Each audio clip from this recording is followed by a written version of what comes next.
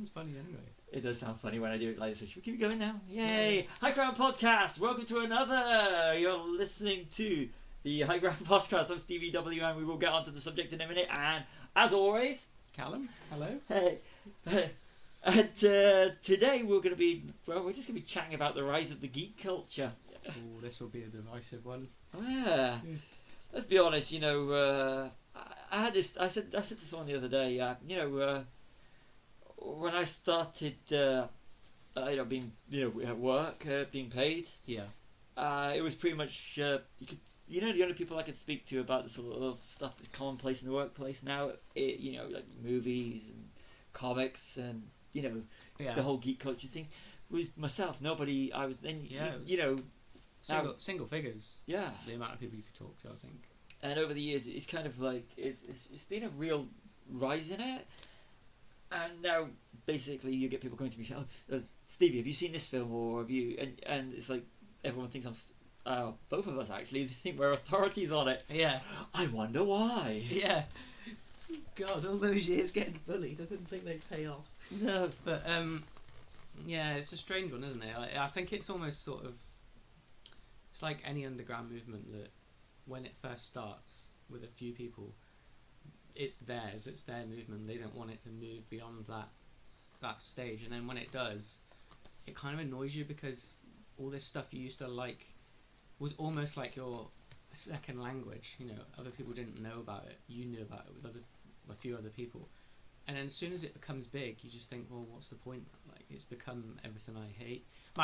The prime example I always give is with Batman. So when Michael Keaton played Batman, that was the Batman I grew up on. I mean, it was in the 80s, but I grew up in the early 90s, so I remember seeing them on video. And, but you would say that to people at school, and they would say things like, oh, well, Batman's rubbish, like, you're like, an idiot for liking that. That's the very censored version of what they would say to me. And then as soon as The Dark Knight comes out, and Batman's cool, and just because of the Heath Ledger Joker thing, oh, have you seen Batman? Oh, The Dark Knight. Oh, Heath Ledger is amazing. I thought you hated Batman. You used to give me shit for liking Batman. Where's this sudden love come from? You don't even know who he is. And that's the sort of level it's got to now, where it's everyone's thing. It's not our thing anymore.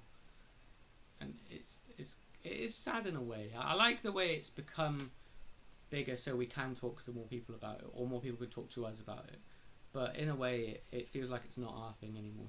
It's like when a cult movie becomes big, isn't it? You feel like you can't discuss it with your one friend anymore. Everyone knows what it is. I'd like to think, because we've been following for so long, we kind of know more than they do. Yeah. Oh, obviously, yeah. And we're always looking for the next big thing. Yeah.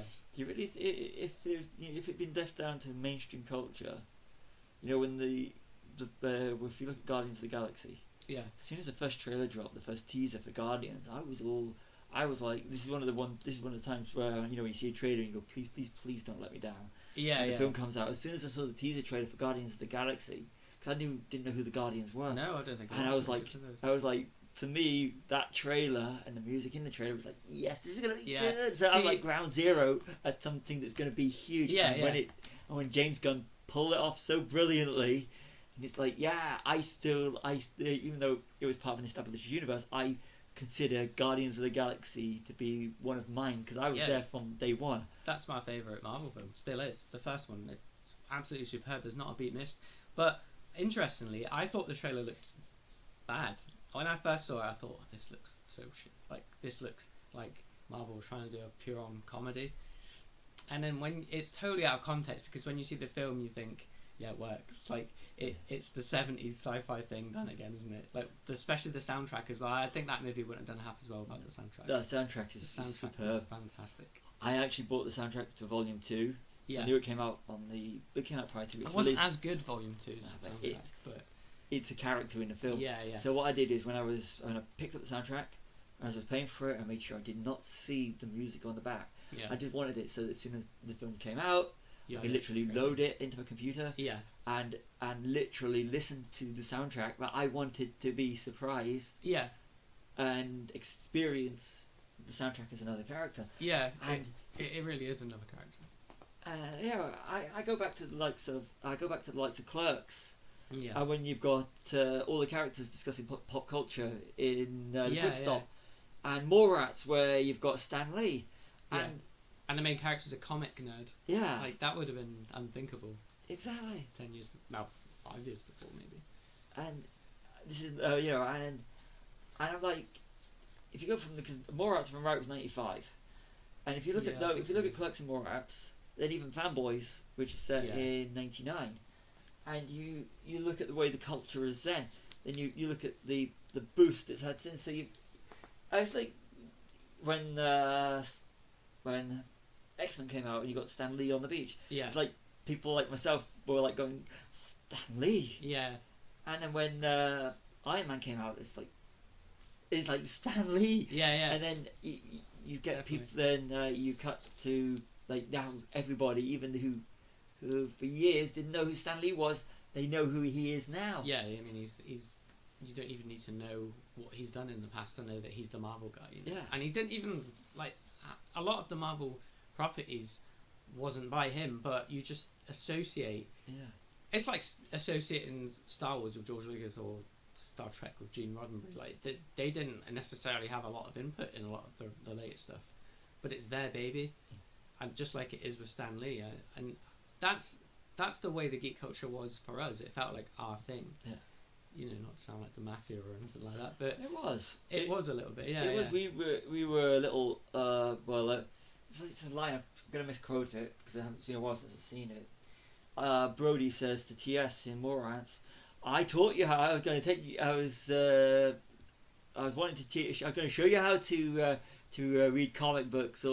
But no, you were too interested in playing Little League. Yeah, So yeah. like the whole the default rules: touch less, leave be touched. Yeah, it's like belittling the popular guys for the Yeah. first time, wasn't it? Like, no, what I do is better than what you do. Yeah, it's like anybody like that that has comic books had them Yeah. in the little bags that Brody has Yeah, them in, yeah. I mean, you and, still see them like that in a lot of collector shops and that. and it's and figures people only have to have them in condition. Yeah, But yeah. now, whereas back in the day when you'd be literally going through the pegs for Star Wars figures as an Yeah. adult, you're like,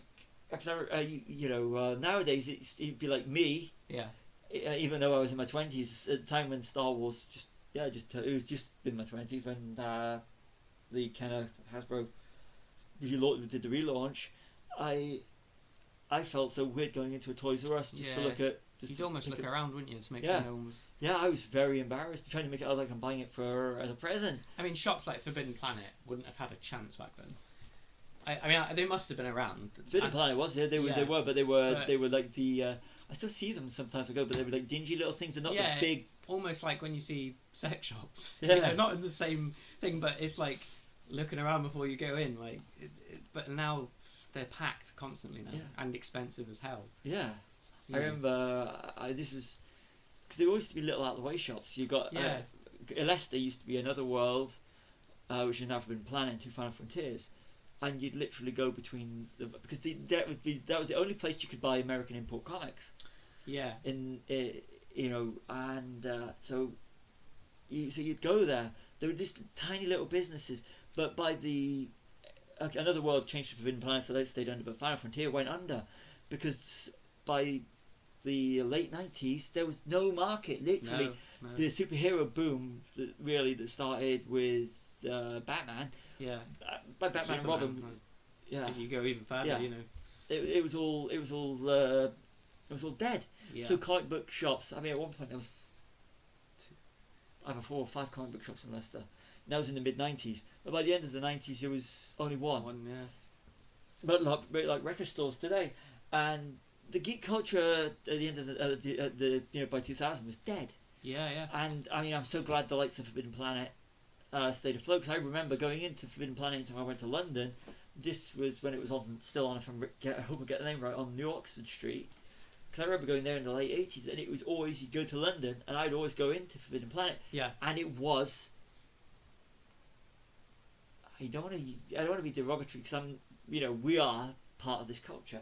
It was not your everyday person off the street would go Oh, into no. a Forbidden Planet. No way. No. And it'd be a place where you could buy your toys, your comic books. I mean, that's the key word. It would be to buy your comic books. Yeah, I mean, if you saw someone in there you knew, it would be like, oh wow, I didn't know you liked this stuff as well. It wouldn't be like, oh, you're right, mate, like it would now. Yeah. And that I do really miss that sort of culty. What's the profligation of it all? Yeah. Like the keeping it alive, and only we were keeping it alive. Yeah. You know, so there must have been more of us. In between Star Wars movies, every time you get a Star Wars movie, you get a big burst in figures and people buying them. But in between, it was the underground that kept those alive. And because Star Wars was pretty dead as well, wasn't it? And before the special editions. Between 80, so usually between about 84, 85 to 93, it was dead. Yeah, I mean, Then I think video games, yeah. it was thriving, wasn't it? Because that was sort of starting up with LucasArts and all that. Yeah. But yeah, I mean, I remember even as a kid in the 90s, not seeing many action figures for it around. Because I think the 90s figures were the best. I mean, obviously, like, it depends what era you like the best. But for me, they were the ones that were like the best detailed, the best collections came from like that ones. I think they just look rubbish now. The craftsmanship's not great on them anymore. 95 to 2005, after Yeah. Revenge of the Sith, I'm sorry, Hasbro, your quality went down. Yeah, and I mean, that's why I don't collect them anymore. I think Funkos have replaced action figures now, haven't they? I call them Geek Geek Crack. I just want to point out, if I Geek Crack, they're like they are. Like. I mean, if I had the money, if I was rich, I'd definitely try and collect all of them. But it's that collection thing that they've latched onto is what separates you from the quote unquote fake geeks. Yeah. A lot of them don't collect things, and you think, well, that's a big part of geek culture is collecting your comics, collecting your figures, collecting your your 16 editions you've got of A New Hope, and that sort of it annoys me when they bring out a new edition of something, but I go and flock to buy it. One of my Achilles heels is Back to the Future, because I'm really, and it's like I've got a couple of copies of the Blu-ray because it's got extra material on it, and if they were to do another copy of Back to the Future with an extra 10 seconds of Eric Stoltz as Marty McFly, I'd be going out and buying it just for the 10 seconds, because I love Back to the Future. And that's the thing, it's people like it's still the heart of us that actually still go out and go. It's got 10 more seconds of Eric Stoltz as Marty. I don't need another copy of Back to the... stop taking my money. 10 seconds, you say. It's a good 10 seconds of Eric Stoltz's. Okay. It's like when you walk away. It's like when you walk away and you go, I do not need this thing. Yeah, out of the shop. Yeah, fine. I'll buy it. I'm going back in. It's like if they ever released the original cuts of Star Wars, the original trilogy. It's the only thing I've been waiting for the past 10, 15 years. I gotta say, we did this a few months ago. We did an all-nighter. We watched the original Star Wars trilogy based on the limited edition DVDs, and it was absolutely superb. Yeah, what annoys me about those DVDs though is I think they deliberately made the picture so unwatchably widescreen, just to say, well, here's your original cuts, but we fucked with them. Yeah, and we haven't cleaned it up either. Yeah. So this is the pre-cleaned up one, even though it would have been just as easy just to put the cleaned up. See, I think now because Disney have bought Fox, there's no reason for them not to release them, because Fox had a lease on A New Hope, but not the rest of them. No. So it's over now. Yeah. Get your arse in gear, Disney. Yeah, Disney, we want our theatrical cuts cleaned up, please. With some new commentaries and whatnot. And can you just please piece together a Carrie Fisher commentary? Yeah, or interviews. You've got enough in your archives. Or a blooper reel or something. Yeah. Can we just have it Carrie heavy just for a few of us? But there's you've hit the nail on the head there with Carrie Fisher. Like she's a prime example of how the quote unquote old guard of geeks used to function, because when she died, that hit me and you really hard, and people will still ridicule you for things like that, like oh, why you didn't even know? Well, I feel like I did, why are you crying because some footballer died? See, to me that's distant. I can't imagine ever feeling with that side of things. But if these people were important, so when George Lucas dies, I'll be extremely upset as well. So, very upset, because we'll have lost a titan. So there's that relationship you have with these people you have never met, but that you feel like you have. and it's hard to explain to people who aren't initiated. I think that's how you can still ferret out the fake ones, because they don't feel anything for. It's because we grew up. I mean, I grew up since I was 4 years old with Princess Leia. Yeah. You know, even when I had the years where I distanced myself from the Star Wars films because of the quality, and I didn't do the animated series, definitely don't do video games.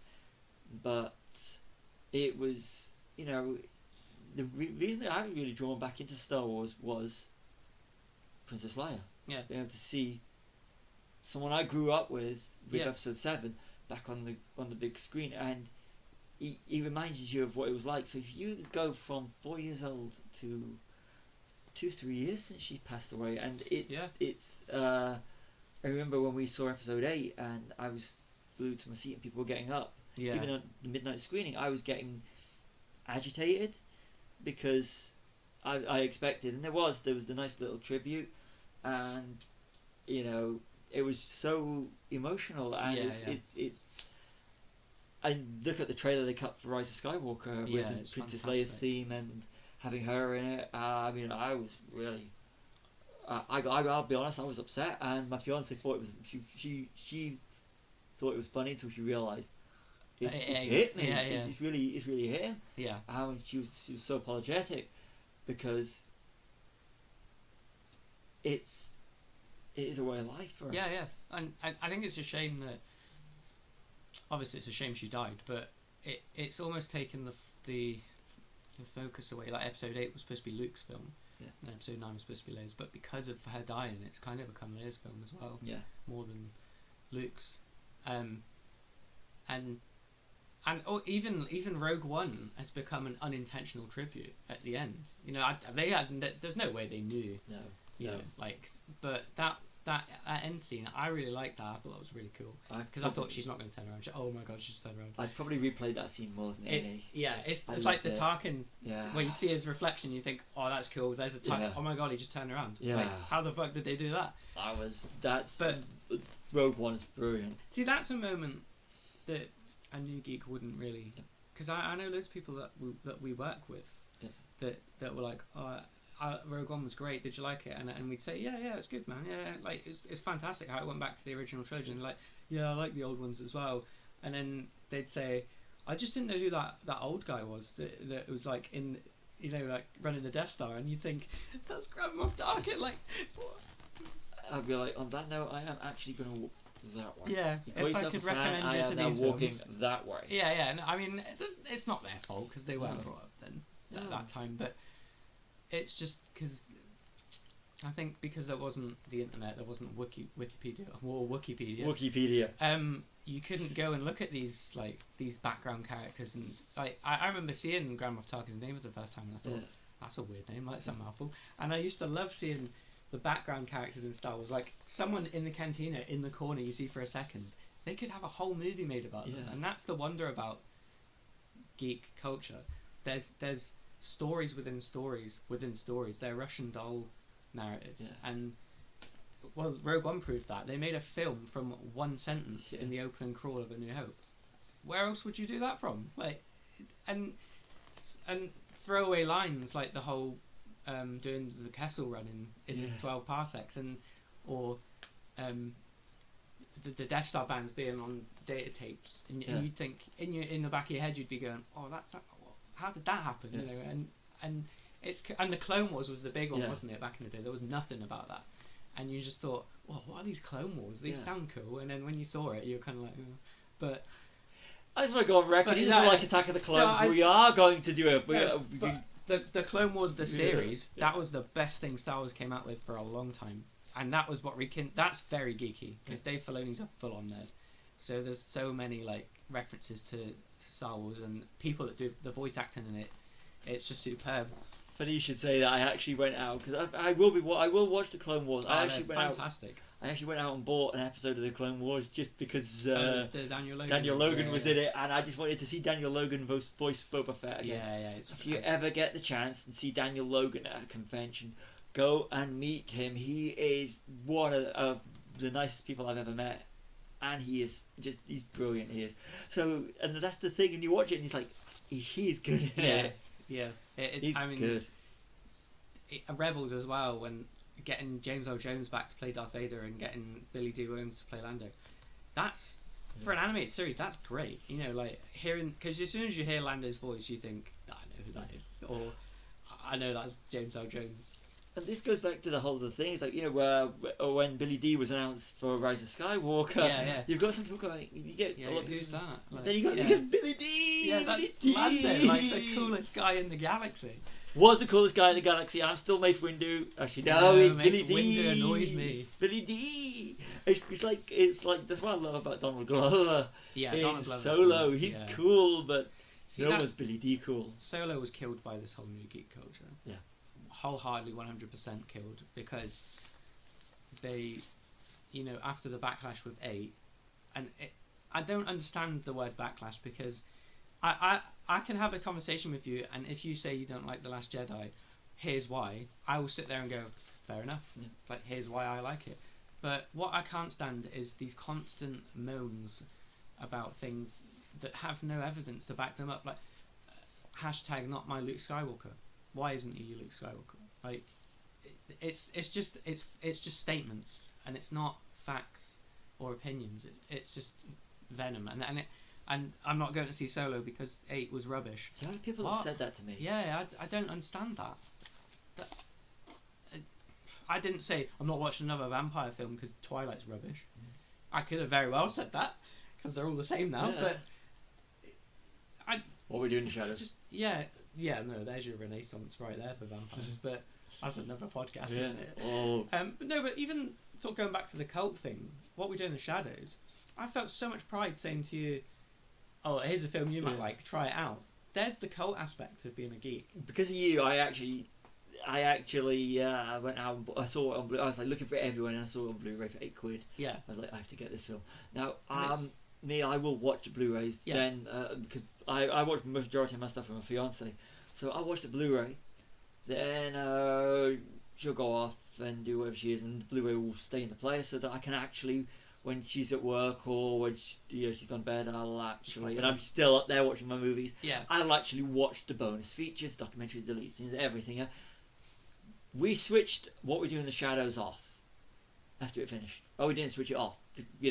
Got to the end of the credits, and then should we watch the making of? Yeah. Should we watch the deleted scenes? Yeah, Should we yeah. watch the bloopers? We just worked our way through the disc. Then of course they did the TV series, and then it becomes everybody's property, and everybody has to go, Yeah. you got to watch the film. You got to Yeah, take I more was on the detail. iPlayer. Yeah. You've got to watch the episodes. You got to watch the 7th episode. You watch the 7th episode, and then you got to watch the movie because you'll understand the movie more. Yeah, because, and it's like, yeah, I love it.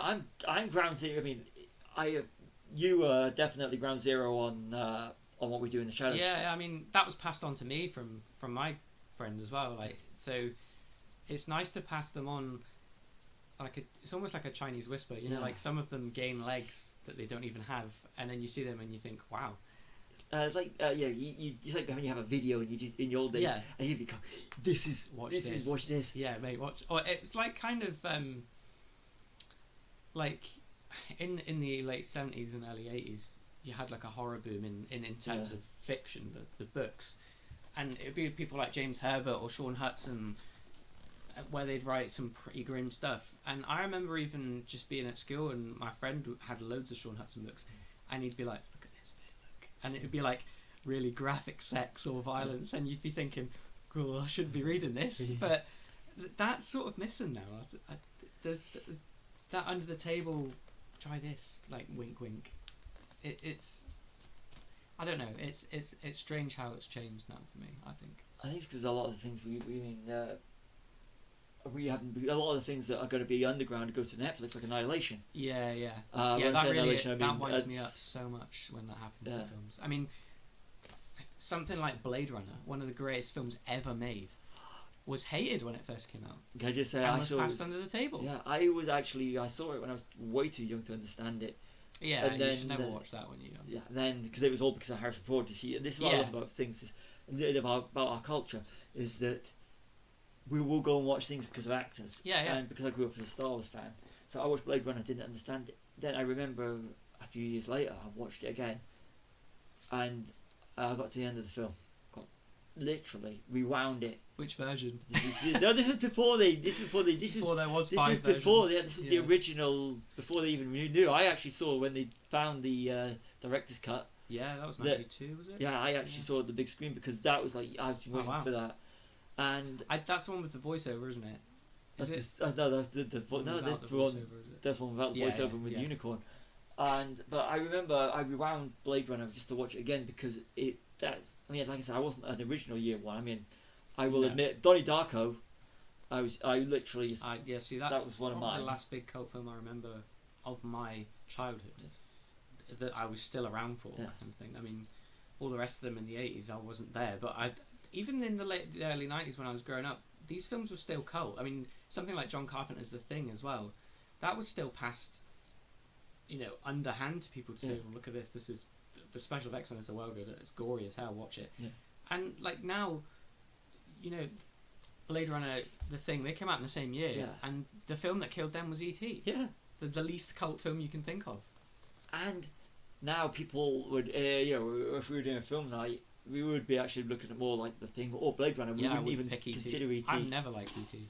My E.T. love affair lasted from the amount of time it took me to get from the outside the cinema wanting to, you see a film when you were that age, 7 or 8, you want a toy from the film. Yeah. It took me to get from there to just downstairs to the toy shop to actually go from they got Star Wars figures. Yeah. Star Wars figures. That was how long it took me. So you less than 3 minutes from a cinema to the toy shop. That's how long. That's my love affair with E.T. I think that again, it's strange that we have to sort of criticize Star Wars for this, but it did kill that cult sensibility that was around in the early 80s. Because the things that made money were the big franchises. It was the action, the fantasy, the adventure, and there was still horror films. Horror was where the cult was really, because it was gnarly, and it was because especially if you live in the US, you would know what the video nasties thing that we had in the early 80s. That made owning these things sort of made you an outlaw. That's cool. Like let's have a cult of videos we're not allowed to have. But then the big cinema stuff kills that. Even I love the MCU to bits, but it kills things like that because they don't have a chance to. They go straight onto Netflix, like you say, and that really irritates the piss out of me when they do that. A film called Super Troopers 2. They did a GoFundMe campaign for it. Yeah, Broken Lizard. That's the ultimate cult, isn't it? You paid for this film. Yeah, I put money towards it, and then it bypassed physical. Yeah. In the UK, I was absolutely. I was seriously raging. Yeah, I was really blind annoying. raging because I wanted my bonus discs. I wanted my Blu-rays of Super Troopers 2. I saw it in cinema. I got lucky. There was only one screen in the whole of in about 30 mile plus radius. I had to travel all the way to see the film, laugh my ass off. Was waiting, can't wait to get it on Blu-ray. I can't wait to get to see all the extras. I was absolutely raging. The only way I can get a copy is if I bought it. If I bought a digital download, which I do have because I love Super Troopers 2. Where did you see it? I saw it in Cineworld. In Northampton. Yeah. Oh god, if you're from the US, you have no idea what a bad one-way system Northampton has. That's the dedication we have. I love it, and there was only me and my fiance and another couple in the screen. Yeah. But we were just sitting there laughing our asses off. Yeah. And it's still, but that's I lay claim to the Super Troopers and Flaming Salmon, which didn't do any money, which is absolutely brilliant. But Broken Lizard is one of mine. Like More Rats and Fanboys. Is I define Fanboys is one of mine as well. I mean, and it's studios would rather bank on the big hits. The hits. Yeah, I mean even massive directors now like Kevin Smith, Peter Jackson. Specifically Peter Jackson, he was the cultiest director of all time at one point. Things like Bad Taste, Meet the Feebles, and then after Lord of the Rings, he was the most bankable director in the world at one point. How does it go from? It's crazy because they get to make the films they want. Yeah, that's what, I mean, even George Lucas, the stuff he did before Star Wars is fantastic. Please, and George, do go back to the THX and American Graffiti because they're superb films. I mean, how did he create the teen movie? That's unbelievable to me. You go back to American Graffiti and that's the teen movie. It is. template you have now. I mean, it's not American Pie. I mean, American Pie was the early 2000s. But it's progression. But yeah, most certainly. And using soundtracks to write your script, not the other way around. A genius It's that just- that took a lot of crap that stopped him from directing. Yeah. So big F you to all these people that actually slated him, because at the end of the day, he's had a vision. You may not like it, but you don't need to give him grief for it. So I go hit on the subject of, because if you think about it, 2007 and 2008 was when the Big Bang Theory started. Now, if you go back to then, you also got Facebook and you've got Instagram now, and Yeah. if you go back to then, I mean, where the geeks, and this is where you get some of them who the people that don't that have the likes of Penny Caliquaco, is that his name? Yeah, So, yeah. who they think that if they're a geek they can get that sort of girl.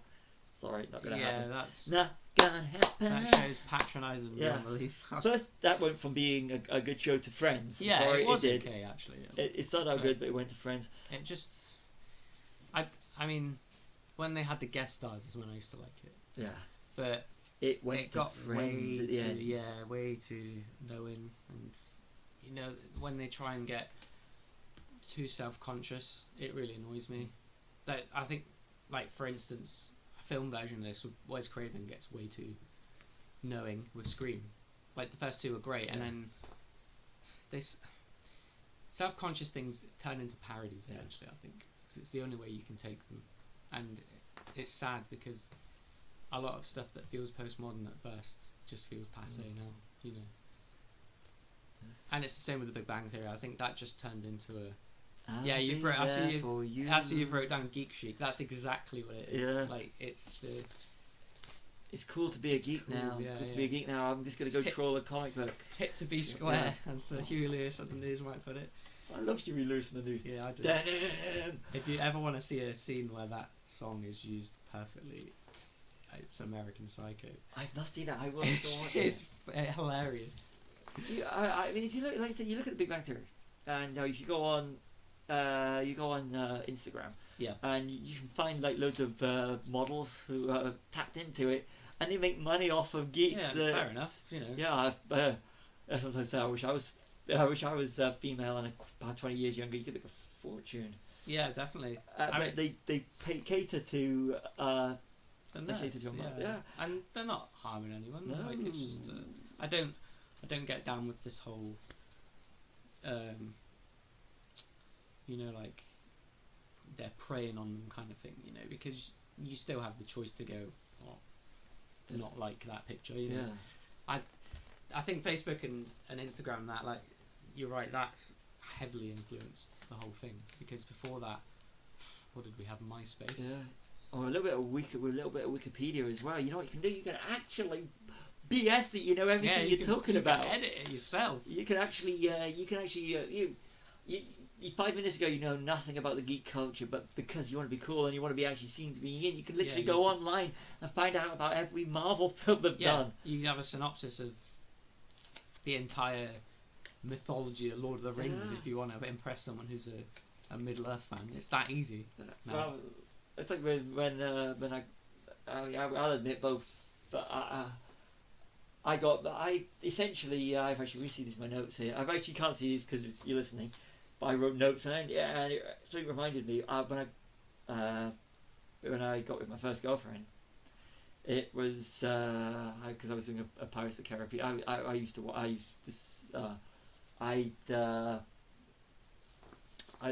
Sometimes I'd wind up new people that started where we worked. Yeah. And and she started, and I was in my big Pirates of the Caribbean phase, and I was doing a bit of Captain Jack Sparrow. Yeah, like. And I didn't say that I was doing Jack Sparrow, but she actually got it, and because of the whole geek culture, and I actually got with my first girlfriend for that, and with my fiance, I had a criteria when I got to her. First question I asked her when we started chatting was, "Do you like Pirates of the Caribbean?" She went, "Yes." So I was like, we're off. "Click. Do you like Star Wars?" Never really watched it. Educate. Yeah. Do you like Lord of the Rings, Dwarf? She said, "Do you like Lord of the Rings?" No, I don't. I'm going to educate you. We had to We will sort that out. Yeah. That She's gonna force me to watch it because we do a whole. You watch this, I watch this. I think actually for the whole, if you want to take it back, as far as it'll go, I think Lord of the Rings has a big impact on geek culture, because that was almost a word of mouth set of novels as well, where it was the hippies and it was people that were progressive in the 60s that were saying, we should read these, these are far out, man. I mean, I'm being really stereotypical there, but you started to see things like Frodo lives written on subway walls and that's a weird, that's a preamble to everything that happened, I think. And so do we really have Tolkien to thank for all this? That's Star Trek in the 60s. Would annoy me. Yeah. That's Star Trek in the 60s. Star Trek as well, yeah, it's a big thing, isn't it? Yeah. But you said about Lord of the Rings, Ramble On, Led Zeppelin. Alright. They reference Lord of the Rings. Well, I think there's a lot of Lord of the Rings references. And Led Zeppelin gave a song to... They let Thor Ragnarok use the Immigrant Song. Because they're famously... venomous about using music, and they let them use it. I popped so badly. Where I was look, trailer song. They'll get away with trailer. But it's in it, twice. Yeah, and I was like. I mean, I'm not a Led Zeppelin fan, but I like that song. It goes so well with Thor. Can I just point out, "Immigrant Song" is my favorite Led Zeppelin song, but it was my favorite Led Zeppelin song prior to Ragnarok. Yeah. So when we're watching that in the cinema, I'm literally sitting there going, "This is good." Led Zeppelin. That's another example of why Marvel understands the geek culture, because that's something only. I mean, Led Zeppelin aren't eclectic by any stretch of the imagination, but there's not a lot of people of the current generation now that would have their music in their iTunes library. So to have that play out and have people in the background who are maybe a little bit older, like us, we are, go, oh, I hear that's so cool, like 70s rock in this film, that's so cool. And that's the sort of thing that I really like the MCU for. They really take the gambles. And it's like we said with Guardians, with the soundtrack. Yeah. Fantastic, 70s soundtrack. You know what annoys me is that Captain Marvel never had a soundtrack. Yeah, it was kind of like a hodgepodge of 90s music, wasn't it? So I've tried to piece together, and there's one song on that. I'm going to pull off my little playlist I created from the songs I actually own, because I'm having brain freeze right now on this one. Let's have a look. It's basically a who's who of the 90s, isn't it, I think? Crush with Eyeliner. I watched, the second time I watched Captain Marvel, because I read all the credits, because I'm trying to memorise, walking out the cinema, all the songs. And when when I got to the end, it's like, I heard Man on the Moon by R.E.M. Then I'm like, which makes no sense, because that came out in 99, that song, didn't 99, no, there's not that one. 95 it's set. Yeah. Don't think that song came out in 95, did it? No, there's a Man on the Moon and came out in. You're thinking of Great Beyond, that was 99. Oh, yeah. Man on the Moon was. I'm not going to say the year because I can't remember the year off the top of my head. I think it was 91. Oh, fair enough, yeah. That doesn't bother me anyway when they get years. No. Like, I mean. What you mean, like using. Who Wants to Live in Bohemian Rhapsody? It worked perfectly in the film. Yeah. But there's a song, Crush with Eyeliner by R.E.M., which was 94. And I couldn't hear it the first time. I was like, it's R.E.M. How did I not hear that song? So I'm listening the second time. Until that film song came on, I'm literally not listening to anything anyone says. I'm listening to the background. I want to hear Crush with Eyeliner. So to use two R.E.M. songs in Captain Marvel, that was my geek moment. Yeah. And then I hear it. It's the bit where where Captain Marvel blows up the jukebox. Yeah, it's like misquote Samuel L. Jackson, mother effer, blowing up the jukebox when they're playing R.E.M. I was like, damn. But that's a geek out moment that only like the old geeks would get. Not the new. No, but then again, it's things, but it's. I mean, we're not tarring everyone with the same brush. No, because obviously there's going to be new people that like the old stuff. I mean, I suppose I'm still relatively young, but I love older music's way better than the music now, I feel.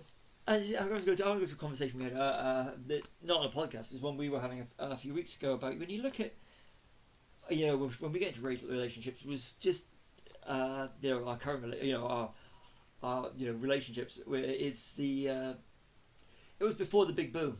Yeah. And I think, for me, I mean, my fiance is a great geek, so I'm lucky, but it's, now you can literally go to conventions and you see all these geeks that, that it's so easier to get a girlfriend Yeah, when yeah. you're into that kind of culture than now Yeah, than it yeah, is then. it's- And you just think, my God, it's Could have done with this 10 years ago. yeah. Yeah.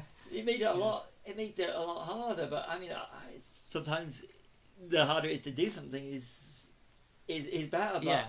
it's like nowadays. But then again, I went to this convention, and they had an after show party.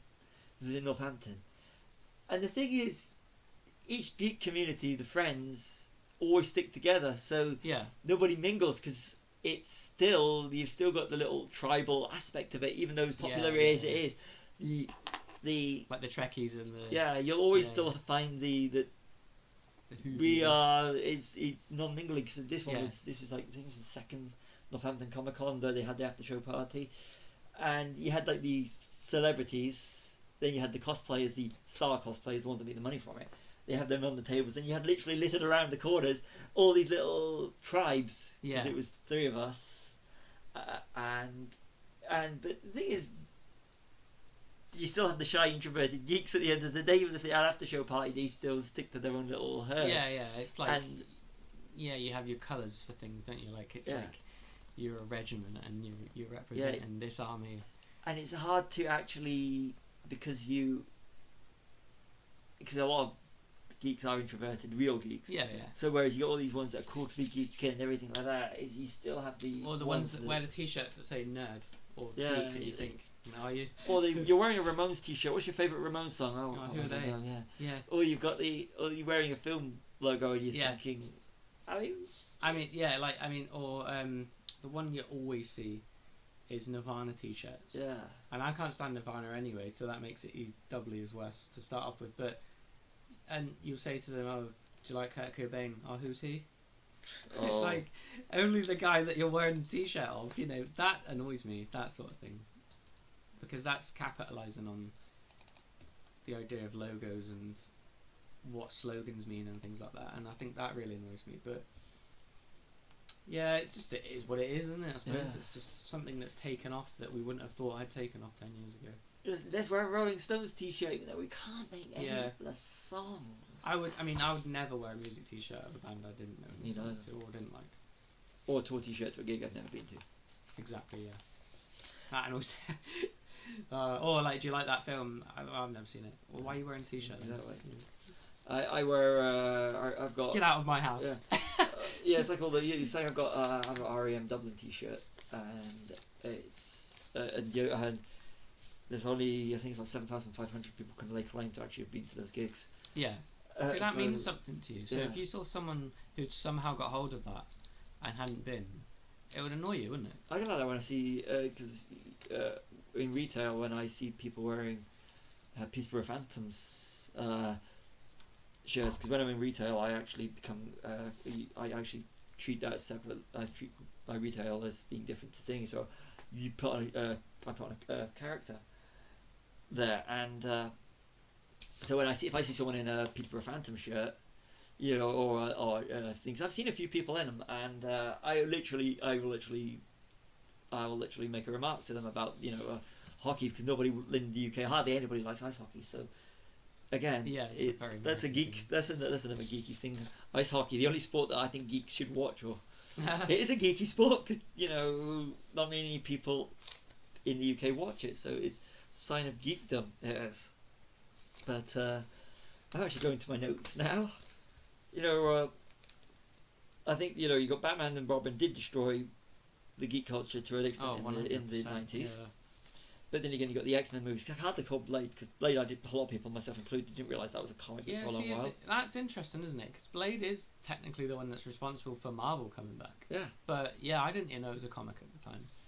No idea. But that was the Wilderness years, because then you got X-Men between Batman and Robin, and it was Wilderness between Batman and Robin and X-Men. But you got X-Men with the Stan Lee cameo. But I just want to point out again, I think we've already mentioned it in this podcast.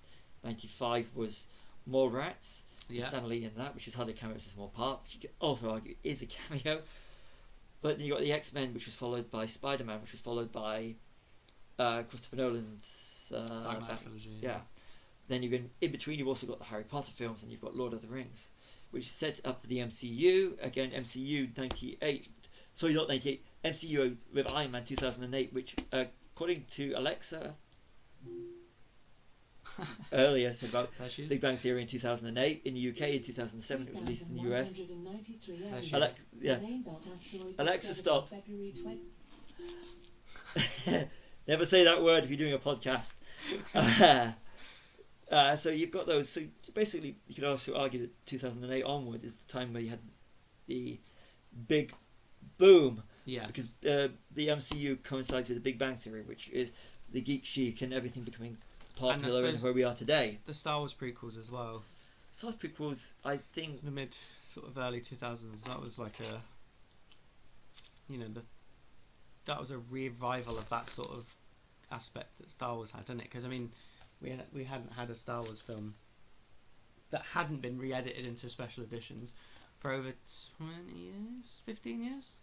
83 was 83 Shadow, to wasn't it? 83 to 90, 83 to 97, 97, 99, so 16 years. Yeah. 99 because Yeah, it was a 16 small years, revival yeah. in 97, 95 was the time for I go with, So again, George Lucas got there first. yeah. So, but I think after Phantom Menace came out, Yeah. it kind of Galvanized the whole thing. Didn't it? yeah. I know you had diminished. I think I mean, for me, Star Wars didn't really come back in terms of. Yeah. Star Wars came back for me. I'll say as a person, as much as people, it's the prequels are derided. 95 for me it was Kenneth Hasbro. 97 was the special edition. 99 was from 1990 to 2005.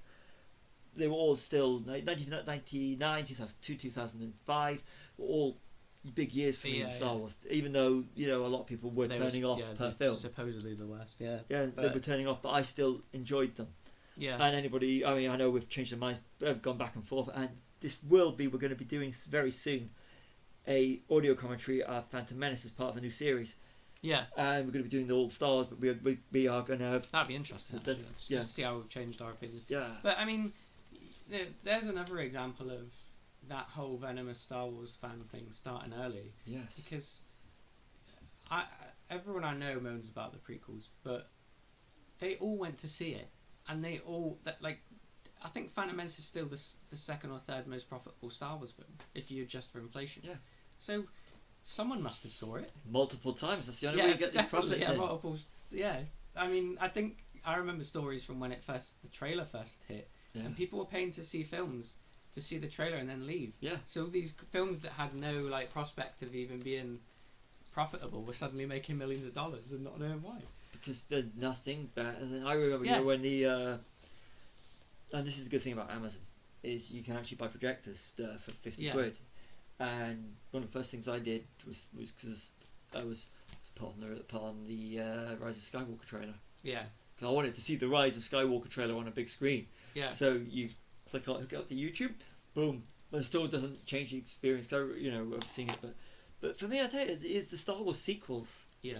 The J.J. Abrams Force Awakens and Rian Johnson's Last Jedi. Last Jedi. To me, that is what brought Star Wars back into the modern culture. Oh yeah, for sure. Yeah. And of course, you got Rogue One and Solo, but okay, not so much Solo because a lot of people on the back of Rise of Skywalker they are stupid. Yeah, no, for me as well, I got that sort of feeling back when Episode 7 came out that really Star Wars was back. Yes. This. I feel like a kid again, getting my Star Wars socks and as silly as that sounds, getting that sort of hype back for it. Chewie, we're home. Yeah. It's not just talking that's a fourth wall breaker, isn't it? Talking to the audience. I mean, yeah. And anybody, I mean, I'll be honest with you. And Mark Hamill at the end. Yeah. That's for us. Yeah. That's not Ray. That's for us. Because I have an emotional. There's certain films I have a real emotional connection to, and the bit where the dropship lands and Princess Leia. Oh, man. Because you're waiting. There's one more cameo to happen here. Where is she? And when you just literally waiting for her to come on, and it's such in the music, and it's so. Yeah, it's great. It's so beautiful when Hannah and Leia together for the first time since '83. Yeah. I mean, Harrison and Carrie may have, you've seen them since. For me, the big teary moment for me was right at the end when R2 wakes up again, and 3PO says something like, "Oh, I've missed you, my old friend." Because they're the beating heart of that saga, aren't they? Them two, they're always there in the background, no matter how short or how, how silly they are. They were always the emotional heart for me. Like you had the main three, like Carrie, Mark, and Harrison. Can I just want to show some love as well right here to Peter Mayhew as well right here. Yeah, and Peter Mayhew, Kenny Baker as well. Kenny Baker was the first one to go, wasn't he? And everyone sort of glanced over it a little bit because of Carrie, I think. But yeah, no, I mean, great performers that you never see really. But I mean, how iconic is Chewie? Doesn't say a word, but you know exactly what he's saying. It's Chewie. That's something you don't get anymore. I mean, Groot's maybe the closest. Yeah. Things like that, I do. Speaking as this is going away from the whole rise of the geek culture because we still are quite tribal. And if you go to I remember going to my first Star Wars convention in years, a couple of years ago, and I actually made the mistake because I was a bit agitated before I even got there because I was listening to the Empire Strikes Back soundtrack before on the car journey, got really emotional. But before we went, I just wanted to watch a bit of Carrie Fisher and Last Jedi. So I was wound up so tightly when I got there, and I was expecting to overhear someone say something derogatory about the Last Jedi. Yeah. Which at that point, because the frame of mind I was in, would have been a no-no because, I'm, like I said, the whole travel thing, I keep to myself when I go to conventions. Just me, my fiance, and my mates. And you go around a Star Wars convention, you go to any Star Wars convention, it's not I'm going to use a bit of a language, it's not the assholes that are slating the internet, that are slating these films on the internet, it's the people that have true love. Look at the last celebration when Ahmed Johnson came on stage, when J.J. Abrams said the best bit of casting that he got from Episode 8 was Tico. Kelly Marie Tran. Kelly Marie Tran. When she went off of Instagram, I was gutted because she's a true geek. She's a true one of us. And I actually do feel sorry for Ahmed Best as well, because we all slagged off Jar Jar Binks. I loved Jar Jar. I did, but I wasn't slagging off Ahmed Best. And just the same as I wasn't slagging off Hayden Christensen. No. I was, if anything, it should have been George Lucas's script that should have been slagged off. But casting. Yeah, and Jake Lloyd as well. I hate watching Little Anakin, but I don't hate Jake Lloyd. No. Whereas I think that's when people get conflated between the character and the person. You go to the love that Kelly Marie Tran. I actually went out. I was so wound up after all the crap Kelly Marie Tran got. I actually went out and bought myself a Rose Tico figure because out of solidarity. Yeah, just to support. There was the Star Wars Lego calendar this year, the last year, the 2018 one, and the buzz. It was an advent calendar, should I say? So Lego advent calendar. The buzz I got, as soon as they had a Rose Tico in it, I was like, yes, yes, that's a big F you to all these people that think. But you go to these conventions where the hardcore community are not these people that like we were on about before we started the podcast. The ones that go online and straight afterwards and say 20 reasons why Episode 8 sucks. And sucks is in capital letters, just to make you go, ooh, my summation of the whole thing, like, would be the solidarity that you mentioned, because that's the way we were. We were all in it together, even though you might never have met someone. They might live halfway across the world, but when you can stand and have a conversation or like a funny argument with someone about like what the fastest warp the Starship Voyager could reach, compared to entitlement, which is what it's all about now. Like, I didn't ask for this, I didn't want this. The one that comes to mind after Episode 8 is Game of Thrones. That's not how I wanted it to end. It's not about you. No. It's about everyone, and they're not asking everyone. They're only asking the people that are annoyed.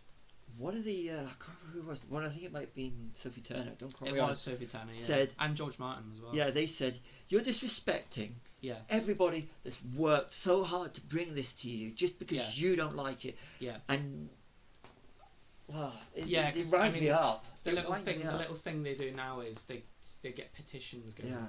And I'm sorry, but HBO aren't going to go, we should probably refilm that. No way. Like, if you made a bad ending, you made a bad ending. You stick with it. It's like saying I made a mistake. Just forget I did it. I'll just try again. You know that you do try again in real life, but you don't forget that you made a mistake. And I don't actually think they did make a mistake anyway. But that's another fucking podcast as well. But even George Martin said, like you say, why should we change the ending just because you don't like it?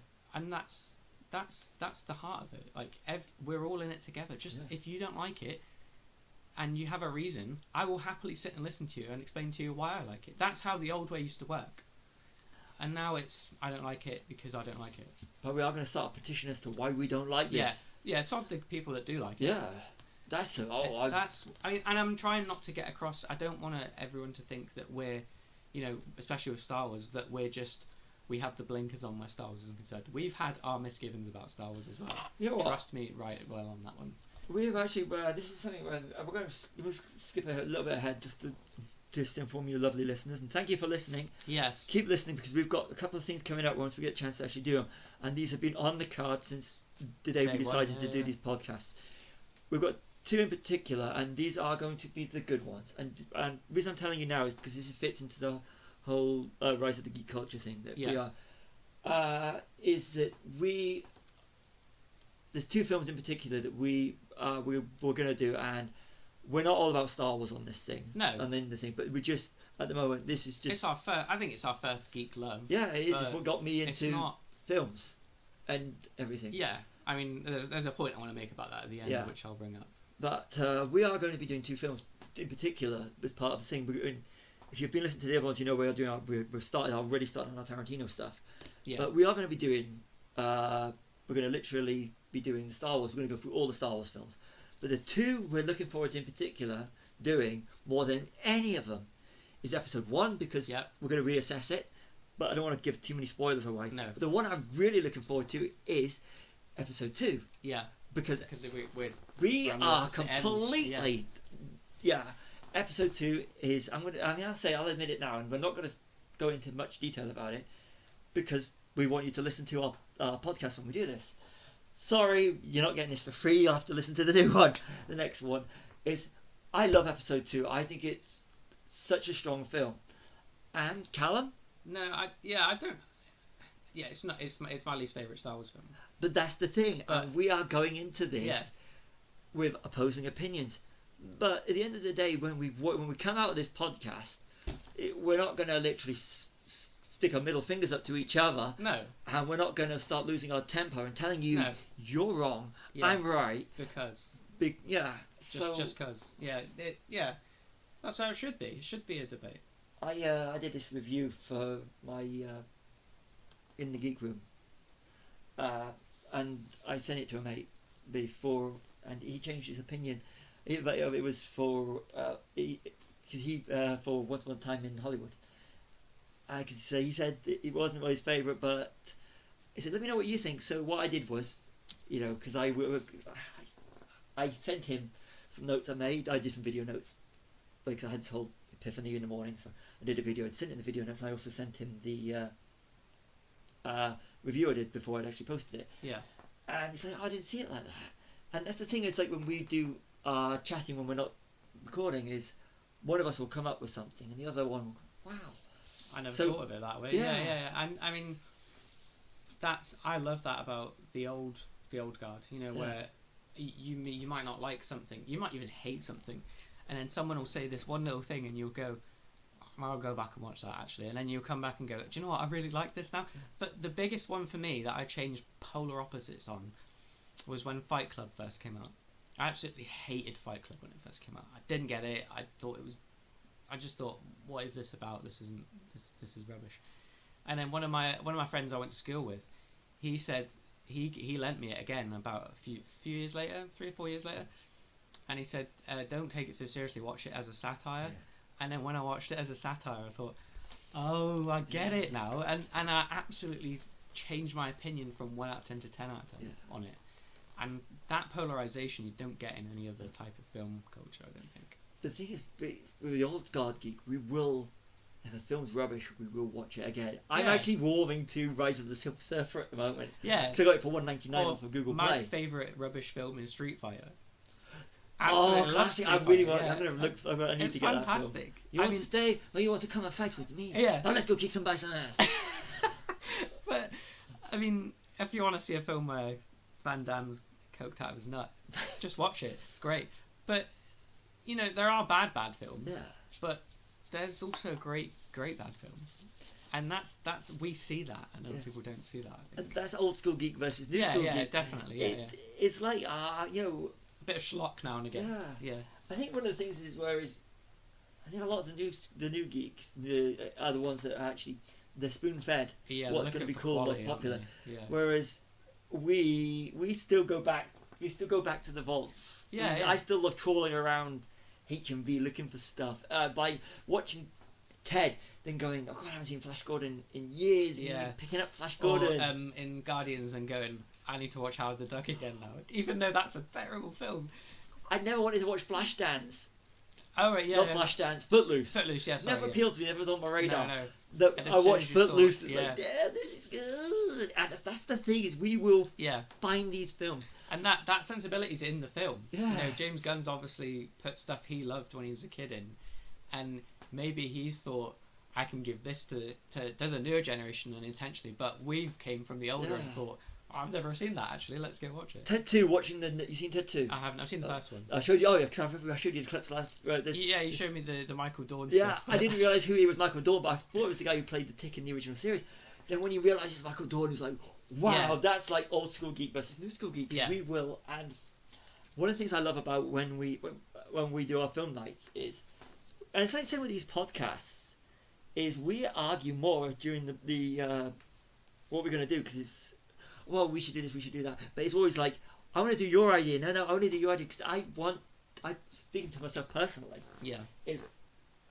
It's when we do these podcasts and when we watch our films, when we do our film nights, I don't want to watch the films that I've got. I want you to tell me what I've got to watch. Yeah. And it's like something that Peter Buck said in the 2008 Accelerate Tour Guide. I was supposed to say REM, the tour program, when they still did tour programs with bands.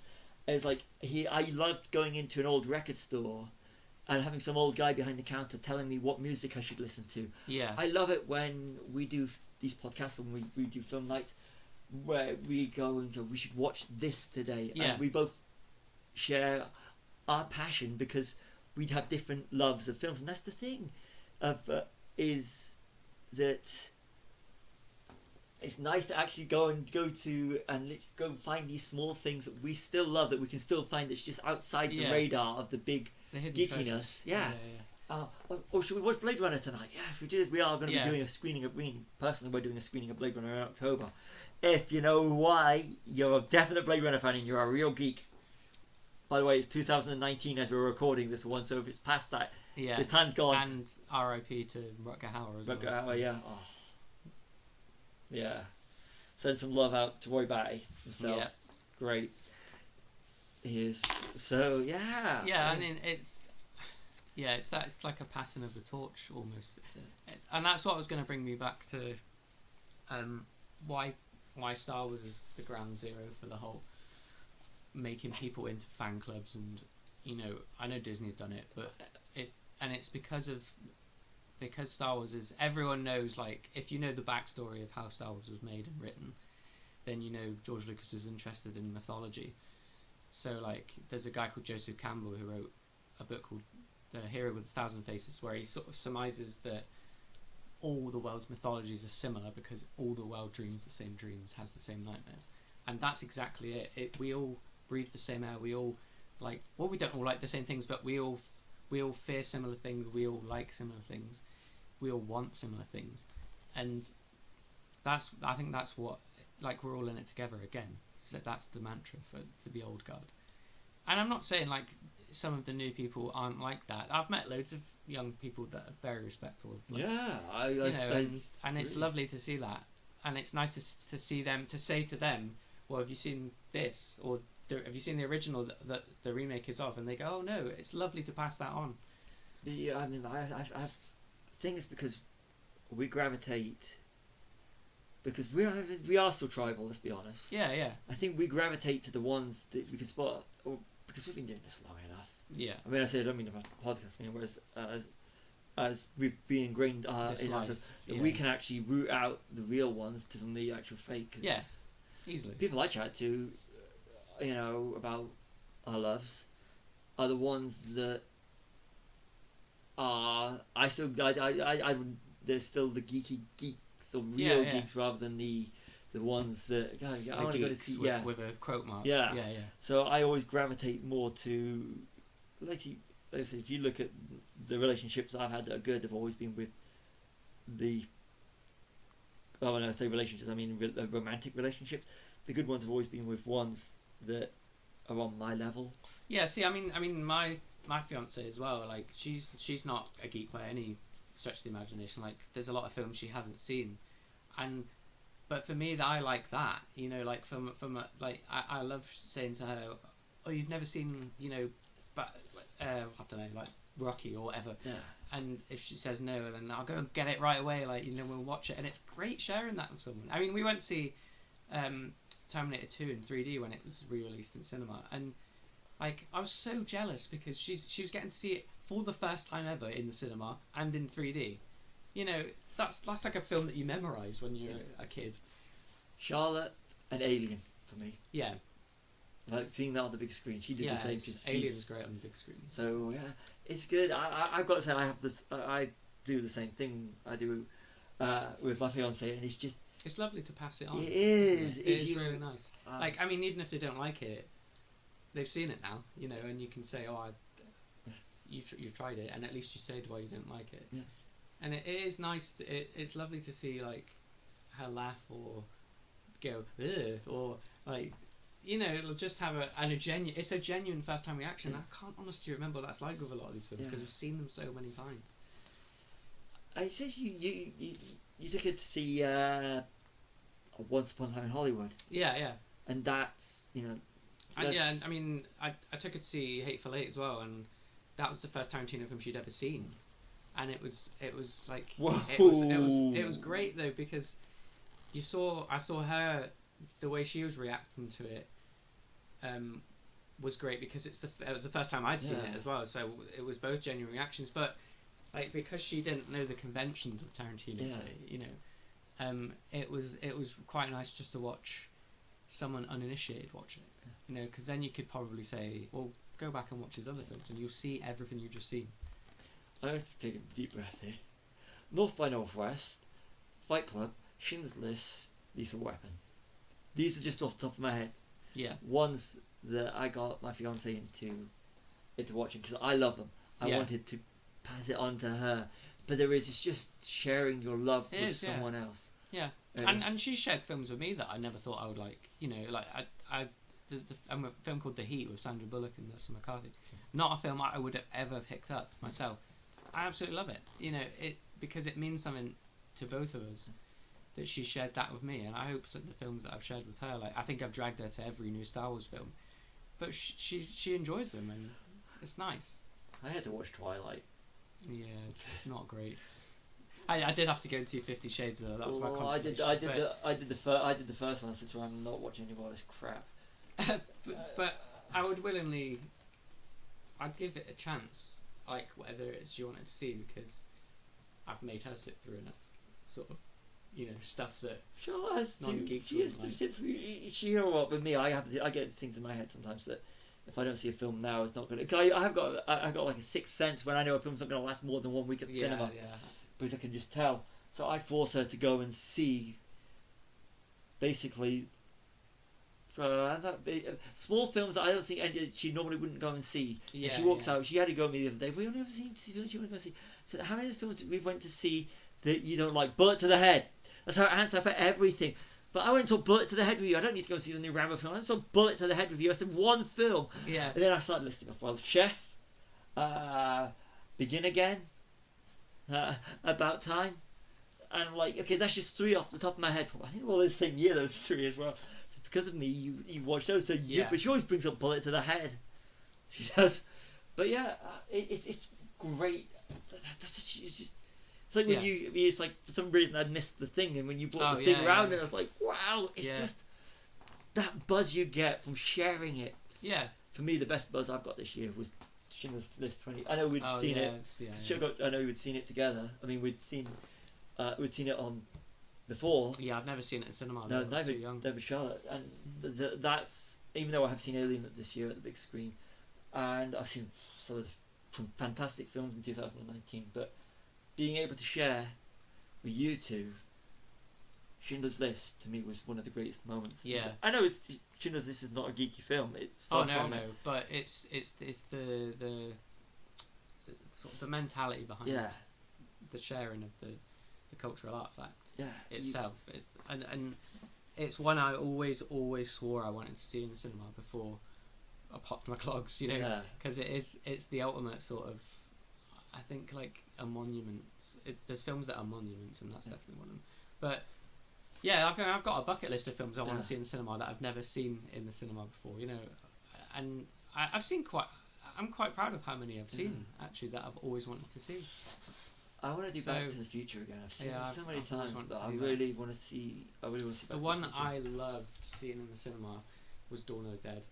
Yeah. I absolutely loved seeing that because that's my favourite horror film of all time. And when it popped up in the cinema in Leicester, I just thought, I've got to see that, you know, because it was just, it's how they're meant to be seen, isn't Yes. That's what I love about Tarantino films, is seeing those on the big screen. it? Yeah, he makes them tailor-made for, I mean, Hateful Eight was made in 70mm just for outdoor screenings, and that's sort of, he's a geek. 100% is a geek. What I haven't seen, which I will do soon, because I'll be honest with you, see on a home projector, it's not the same as seeing on the big screen. Yeah, it's still pretty good. Yeah.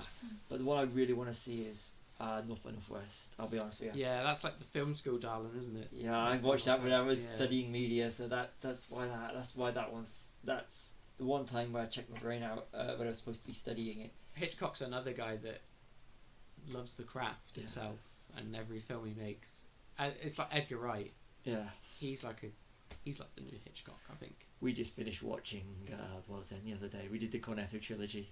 Yeah, see, I'm so annoyed I missed the last one of that in cinemas. It really annoyed me.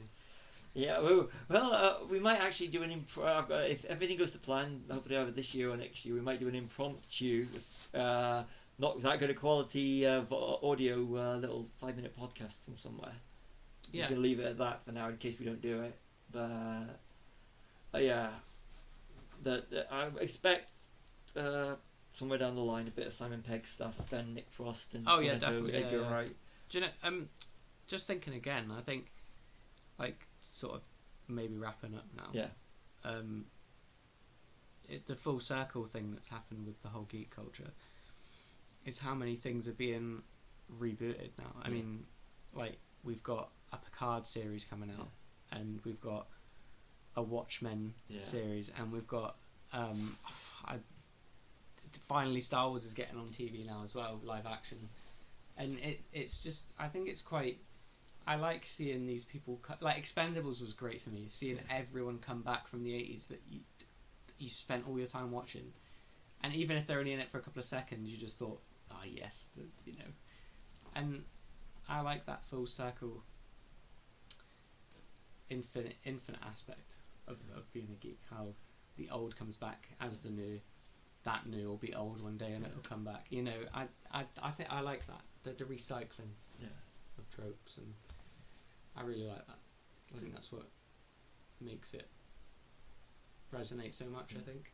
I think about it, I did the realisation, this is a while ago, is that when I was growing up, you don't want to like the things your parents like, but now it's hard not to like the things your parents like. Oh, of course, yeah. And you're going to be the parent one day in My effect. kids are not going to like what we like, because they're going to be spoon-fed it. Yeah. They'll be spoon-fed it because from an early age. Well, there's that old saying, isn't there, that the next generation never understands the previous one, and vice versa. Whereas I think like for me, I very much prefer stuff from the last generation. I'm proud to. And that's not a Star Trek pun. Next Generation was good as well. Though. You know what? I'll say one thing. When we started this talk, I was like, it was just about we started off about modern day, but you know, it kind of made me realise this is a few minutes ago, about 15 minutes ago, is that just through talking. This is what I love about doing these podcasts, is that as much as the geek culture is growing, Yeah. we're still quite tribal, and in yeah. the sense that we've got the modern day ones, the cool geeks. Yeah. But deep down, just through doing this podcast as we're talking now, that we're still very tribal, as in the old school. Yeah. We're still the old school. Yeah, we may mingle with I'm the new. proud of being yeah. the old guard. We may mingle with new ones, but at the end of the day, we still have that mentality of Yeah. an open-mindedness that when this fad does go, we're still going to be the old guard, Yeah. and it will eventually go full circle The again, caretakers. and we'll be the ones that still Yeah. look. Yeah, exactly. That's the best analogy. The caretakers. Yeah. We're the Hagrids. Of Yeah. The old I'm proud of it. groundskeepers. We are proud yeah. of this. I actually like that. That would look good on. That would look good on a T-shirt. Please don't. If you're gonna print it on a T-shirt, please give Yeah. us money for this, or at least a Trademark. reference. Yeah. Yeah, that's the caretakers of the geek culture. Yeah. I think that's kind of the way it is, though. Yeah. That's. I'd say I've really enjoyed Say this. any more than that. Yeah. I've really enjoyed this podcast. This been. Yeah. This been. That was fantastic. That's really good. I hope you've enjoyed it as much as we've enjoyed Yeah. doing this. Same. Yeah. You know, I am Stevie W. I've been doing talking for a while, and Yeah, and Callum as well. Yeah. I hope everyone's enjoyed it. Yeah. yeah, We have. We have really have. This has been fantastic. So, thank you for listening. Going this far. See you on another High Ground podcast. Cheers, guys. Cheers. Bye.